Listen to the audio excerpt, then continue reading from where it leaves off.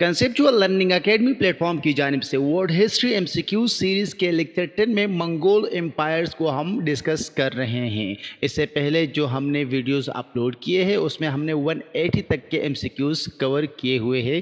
Free PDF के साथ uploaded है हिस्ट्री प्लेलिस्ट में, आप जाके देख सकते हैं, फ्री पीडीएफ डाउनलोड कर सकते हैं। चलिए वीडियो का आगाज़ करते हैं क्वेश्चन नंबर 181 से। लेकिन उससे पहले इस वीडियो को लाइक कीजिएगा, चैनल को सब्सक्राइब कीजिएगा और बिल का आइकन दबाएं ताकि आने वाले वीडियोस का नोटिफिकेशन आप तक बर वक्त मिल सके। Question number 181, who was the founder of the Mongol empire? इसका right answer option number A है चंगेज खान। मंगोल एम्पायर जो कि एक वक्त में मशहूर एम्पायर रह चुका था, सल्तनत था, बहुत जगहों पे उन्होंने कब्जा किया था, बहुत जुल्म ढाए थे। उसमें से जो फाउंडर था, जो उसका बानी था, वो चंगेज़ खान था। इस वीडियो को आखिर तक ज़रूर देखिएगा क्योंकि इससे आपको मंगोल एम्पायर के मुतालिक मुकम्मल डिटेल मिल जाएंगे। इसका पीडीएफ डाउनलोड करने का तरीका भी बताऊंगा। और इसी वीडियो के आखिर में एक इम्पोर्टेंट अनाउंसमेंट करने वाला हूं। अगर आपको हिस्ट्री के एमसीक्यूज़ चाहिए हो, अगर आपको सिविक्स के एमसीक्यू या पॉलिटिकल साइंस के एमसीक्यूज़ चाहिए हो तो ज़रूर इस वीडियो को आखिर तक देखिएगा। Question number 182, what was the original name of Changez Khan? Changez Khan जो कि फाउंडर थे मंगोल एम्पायर के, उसका अपना नाम जो था, ओरिजिनल नाम जो था, वो तिमोजिन था। Question number 183, which continent did the Mongol empire conquer the largest land area on? इसका right answer option number A है एशिया। जो एशिया कंटिनेंट है, जो एशिया का बराज़म है, क्योंकि मंगोल भी है, वो भी ईस्ट एशिया में ही एक मुल्क है, तो वहाँ से वो शुरू हुए थे, जो चाइना के ऊपर है तकरीबन। तो मंगोल एम्पायर वहाँ से शुरू हुए थे और उनका जो सबसे ज़्यादा इलाका उन्होंने कवर किया था, कब्जाया था, कनकर किया था, फतह किया था, तो उसका एशिया में सबसे ज़्यादा एरिया था। उसके बाद यूरोप का कुछ हिस्सा भी उन्होंने कनकर किया था। Question number 184, what was the capital city of the Mongol empire under Kublai Khan? Kublai Khan भी उसके एक, हम कह सकते हैं कि एम्पायर रह चुके थे। उसका भी एक दौर गुजरा हुआ है इसी मंगोल एम्पायर के अंडर। तो उसमें जो उन्होंने कैपिटल सिटी बनाया था वो बीजिंग था। यहाँ पर ऑप्शन नंबर ए है, बीजिंग आजकल चाइना का कैपिटल है। Question number 185, the Mongol empire reached its peak under which ruler? तो इसका right answer option number B है कुबलाई खान। कुबलाई खान जिसको हमने अभी डिस्कस किया कि उन्होंने अपने दौर हुकूमत में जो कैपिटल था मंगोल एम्पायर का वो बीजिंग रखा था। Question number 186, what was the primary method of warfare employed by the Mongol आर्मीज? तो इसका right answer option number D है कैवलरी आर्चरी।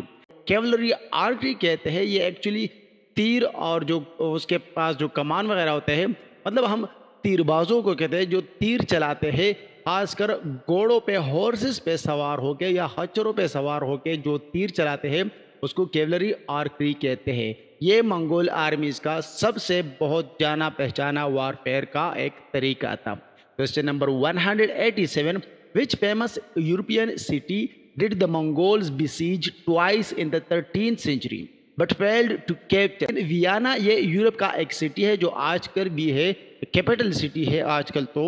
तो इससे इसको मंगोल एम्पायर या मंगोलों के जो हुक्मरान थे उन्होंने 2 दफ़ा इसके गिर्द दायरा लगाया था, मतलब कि कब्ज़ा किया इसको फतह करने के लिए, मतलब इस पे हमला आवर हुए थे।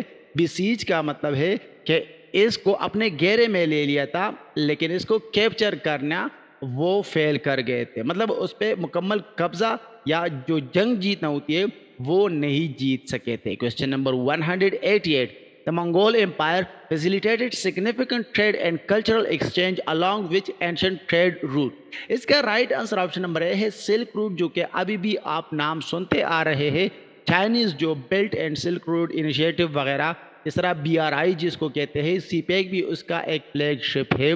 तो ये मंगोल एम्पायर ने एक्चुअली सिल्क रूट को अपने ट्रेड या जो कल्चर एक्सचेंज थे, लोग इधर उधर जा रहे थे या ट्रेड कर रहे थे, तिजारत कर रहे थे, तो ये उसका एंशंट ट्रेड रूट था पुराने ज़माने का। Question number 189, which famous Venetian explorer served as an emissary to Kublai Khan's court? इसका right answer option number A है मार्को पोलो। इसको आप जानते हैं, मार्को पोलो एक इंतहाई जाने पहचाने इंडियन एक्सप्लोरर थे और इस एक्सप्लोरर ने बहुत सा काम किया था। ये कुबलाई खान के कोर्ट में या उसके दरबार में काम कर चुके थे। Question number 190, What was the name of the Mongol ruler who invaded and conquered the Islamic heartlands including Baghdad? इसका right answer option number A है हलाकू खान।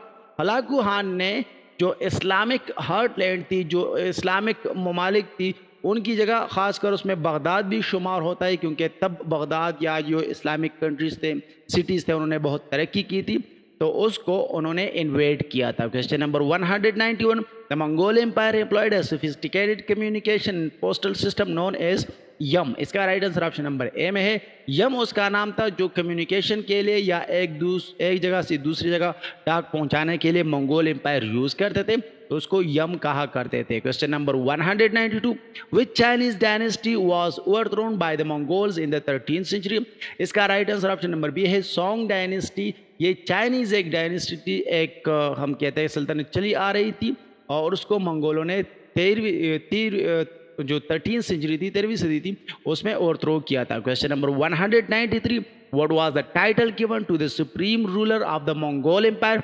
इसका right answer option number A है खान। खान को बहुत से लोग पठानों के साथ जोड़ते हैं, लेकिन ये पठानों का अपना कोई वर्ड नहीं है, ये मेरे ख्याल से इस तरह मंगोल का कोई वर्ड है जो खान बाइज़्ज़त शख्स के लिए यूज़ किया करते थे, तब से यूज़ करना आ रहा है। पठानों के साथ ए भी इसको जोड़ दिया गया है। Question number 194, the Mongol empire was instrumental in the spread of which disease to Europe. इसका right answer option number A है बबोनिक प्लेग। इसको ब्लैक डेथ भी कहते हैं।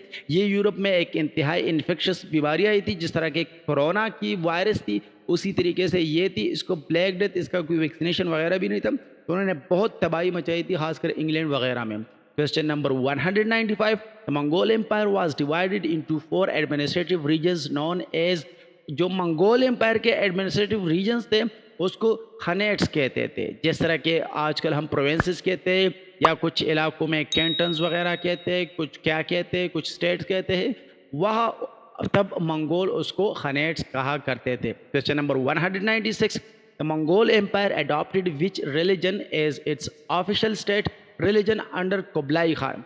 कुबलाई खान के दौर ज़माना में जो मंगोल का अपना स्टेट रिलीजन था वो बुद्धिज़्म था, वो बुद्धिज़्म को मानते थे। Question number 197, which European power defeated the Mongols at the battle of Ain Jalut halting their westward expansion. इसका right answer option number D है Mamluks of Egypt. Mamluks of Egypt जो थे ये यूरोपियन पावर थी तब की, और उनका मंगोलों के साथ बैटल ऑफ एंजेलूट हुई थी, जहाँ पर उन्होंने मंगोल्स को शिकस्त दी और उसकी जो वेस्टवर्ड एक्सपेंशन थी मगरिब की तरफ वो जगह कब्जा करते आ रहे थे, उस पर रोक लगा दी थी। Question number 198, the golden horde one of the major Mongol khanates was established in which region. इसका right answer option number B है ईस्टर्न यूरोप। यूरोप का जो ईस्टर्न इलाका है वहाँ पर गोल्डन हॉर्ड उन्होंने अपना एक रीजन, एक इलाका इस्टेब्लिश किया था। अभी हमने खनेट्स का जिक्र किया, मंगोल अपने प्रोविंस को, अपने स्टेट को खनेट्स का नाम से पुकारते थे। Question number 199, which Mongol ruler famously declared I am the punishment of God if you had not committed great since God would not have sent a punishment like me upon you। Changez Khan ये कहते थे कि मैं खुदा की तरफ से सज़ा हूँ, अगर आप बहुत बड़े बड़े गुनाह ना करते तो खुदा मुझे ना भेजता आपकी सज़ा के लिए। ये चंगेज़ खान के वर्ड्स थे। क्वेश्चन नंबर 200 जो कि इस वीडियो का लास्ट क्वेश्चन है, the decline of the Mongol empire began in the 14th century due to factors such as internal strife and answer option number C में है ओवर एक्सटेंशन ऑफ रिसोर्सेज। एक तो उसके अंदरूनी कुछ झगड़े शुरू हुए थे और दूसरा वो रिसोर्सेज का बहुत ज़्यादा एक्सटेंशन या ओवर एक्सटेंशन वो कर गए थे। इसलिए यहाँ पर मैं आपको बताता चलूँ कि हमने हिस्ट्री पे बहुत सारे लेक्चर्स अपलोड किए हैं, लेकिन उसके अलावा अभी 2 मेन इंपॉर्टेंट लेक्चर्स बाकी रहते हैं, इसलिए चैनल को ज़रूर सब्सक्राइब कीजिएगा और बेल का आइकन दबाएं ताकि हमारे आने वाले वीडियोज़ का नोटिफिकेशन आप तक मिल सके। Thank you.